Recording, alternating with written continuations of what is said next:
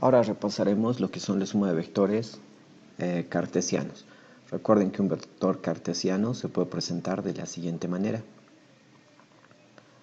con coordenadas y j, donde y significa el eje x y j significa el eje y.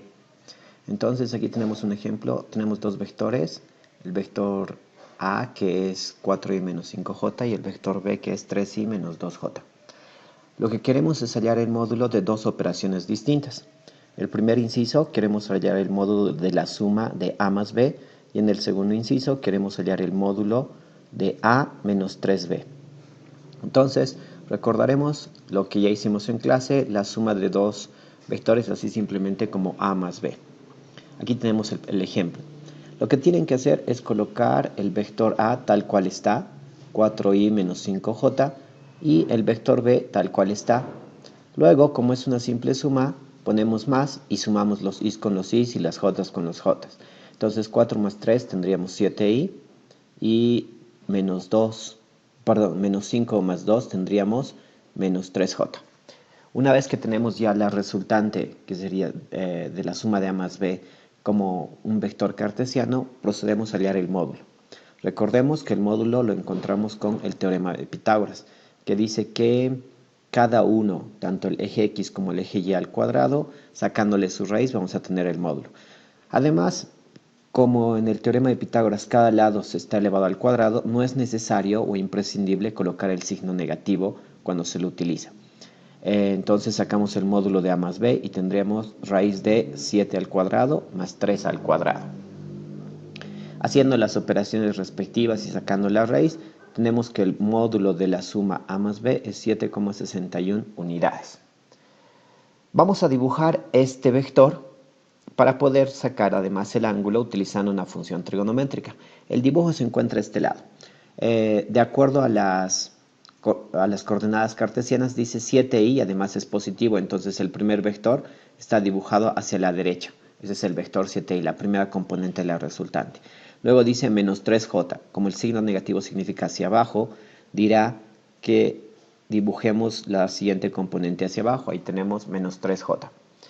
La resultante va a ser la unión de la primera cola con la última cabeza y este es el vector que hemos hallado, la resultante más b, cuyo módulo lo encontramos hace un ratito, que sería 7,61 unidades. Ahora, lo que debemos encontrar además es la dirección, es decir, este ángulo. Si nosotros vemos, tenemos un triángulo rectángulo y teniendo los valores de 7 y 3, sin contar el i y el j, podemos hallar el ángulo utilizando la función, en este caso tangente. La tangente es el cateto opuesto, en este caso el número 3, sobre el cateto adyacente, que sería el número 7. Despejando tendríamos tangente a la menos 1 y sale 23,19 grados. Para poder terminar de colocar el resultado, diremos que la resultante de a más b es 7,61 unidades con 23,19 grados del este al sur. ¿Por qué del este al sur? Revisemos nuevamente el ángulo que tenemos aquí. Parte del este,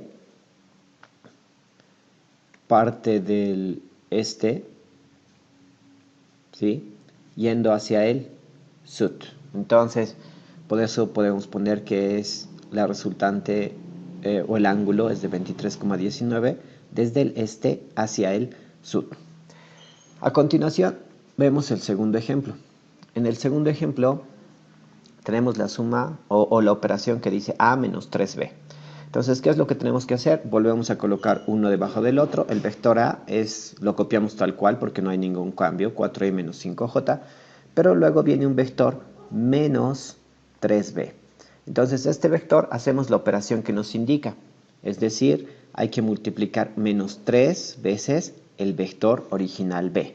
Entonces, hacemos la multiplicación. Menos 3 por 3 tendríamos menos 9y, menos 3 por más 2 tendríamos menos 6j, y este es el vector menos 3b. Por lo tanto, si vemos las operaciones, el vector menos 3b es menos 9y menos 6j.